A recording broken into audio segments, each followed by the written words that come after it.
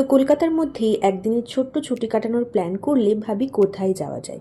সেই ভাবনা থেকেই সেদিন আমরা সবাই মিলে বেরিয়ে পড়েছিলাম। ব্যস্ততার মাঝে একটু নিজের মতো সময় কাটানোর জন্য একটা ডে আউট সত্যিই খুব দরকার।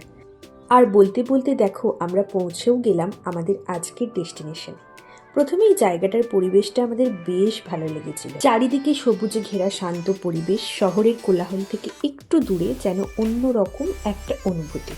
আমরা যখন পৌঁছালাম তখন প্রায় লাঞ্চ টাইম হয়ে গিয়েছিল, তাই আর ঘোরাঘুরি না করে নিজেদের পছন্দ মতো খাবারও অর্ডার করে দিলাম। খুব বেশি ওয়েট করতে হয়নি, কিছুক্ষণের মধ্যেই আমাদের টেবিলে এক এক করে সব খাবার চলে। স্টার্টারে ছিল মুচমুচে ফিশ ফিঙ্গার, সঙ্গে ছিল একটা রিফ্রেশিং শেক আর মশলা কোল্ড ড্রিঙ্কস।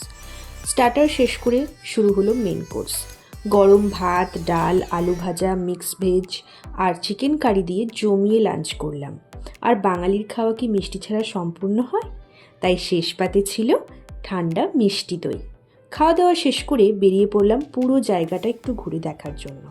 চারিদিকে সুন্দরভাবে সাজানো বাগান আর খোলা জায়গাগুলো দেখতে বেশ ভালো লাগছিল।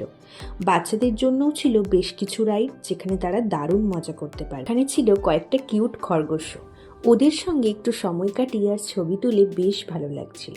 সত্যি বলতে কি, এমন ছোট ছোট মুহূর্তগুলোই দিনের শেষে সবচেয়ে বেশি আনন্দ দেয়। মাঝে মাঝে এমন একদিনের জন্য হলেও নিজের ব্যস্ত জীবন থেকে একটু বিরতি নেওয়া দরকার। পরিবার আর বন্ধুদের সঙ্গে কাটানো এই সময়গুলোই কিন্তু পরে সুন্দর স্মৃতি হয়ে থেকে যায়। এরপর বেশ কিছুক্ষণ ঘোরাঘুরি আর গল্প আড্ডা করার পর বাড়ি ফেরার সময় হয়ে গেল। তাই এবার রওনা দিলাম বাড়ির পথে। আজকের মতো এখানেই শেষ। আবার দেখা হবে নতুন কোনো জায়গা আর নতুন কোনো ব্লগে। ততক্ষণ পর্যন্ত সবাই ভালো থেকো, সুস্থ থেকো, টাটা।